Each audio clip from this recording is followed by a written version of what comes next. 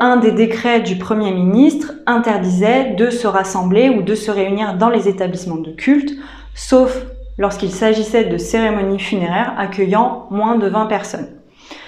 Donc le Conseil d'État a été saisi pour se prononcer sur ces rassemblements, sur cette interdiction. Il a été saisi en tant que juge des référés et plus particulièrement en tant que juge des référés liberté.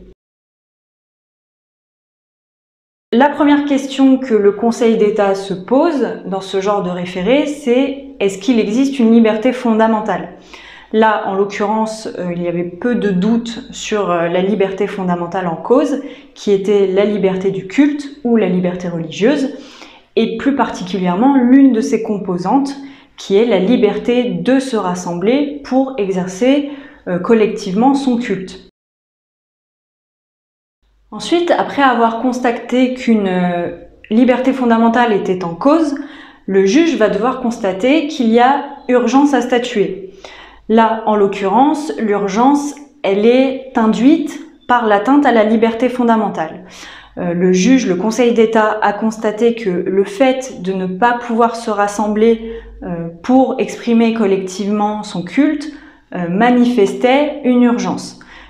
Il a également relevé, et c'est ce qui était soulevé par les différents requérants, que l'on arrivait à une période de l'année où beaucoup de manifestations religieuses allaient se dérouler. Donc, il constate l'urgence, il la caractérise grâce à l'atteinte qui est portée aux libertés fondamentales, à la liberté de culte.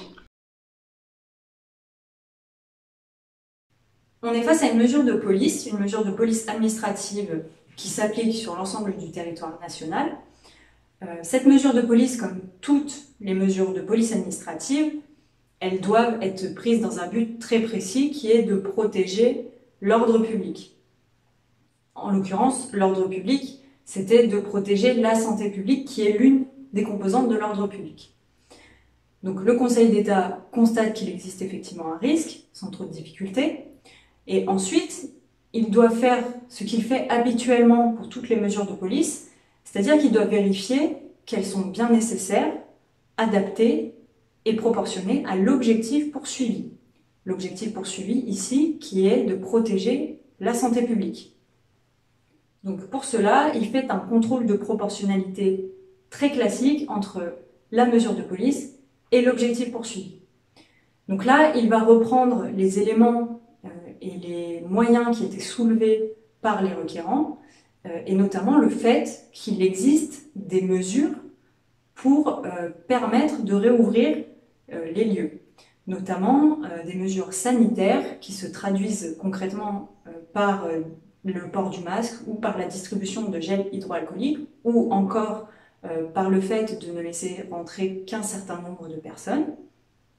Il va également relever que d'autres activités ont été réouvertes, notamment les transports, notamment les centres commerciaux. Donc il s'agit là d'activités qui ont pu mettre en œuvre des mesures de sécurité et des mesures sanitaires pour réouvrir. Donc le Conseil d'État arrive à la conclusion que la mesure de police d'interdire les rassemblements dans les établissements de culte, elle est trop générale et absolue par rapport à l'objectif poursuivi et elle est disproportionnée. Elle est disproportionnée parce qu'il existait des mesures moins strictes pour aboutir au même résultat, la protection de la santé publique.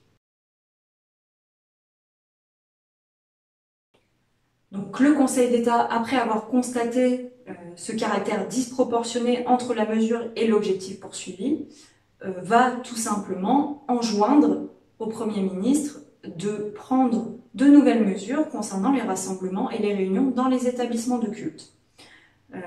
Il lui enjoint de se prononcer dans un délai de 8 jours à compter de l'ordonnance, donc à compter du 18 mai 2020. Donc elles vont sûrement intervenir dans les jours à venir.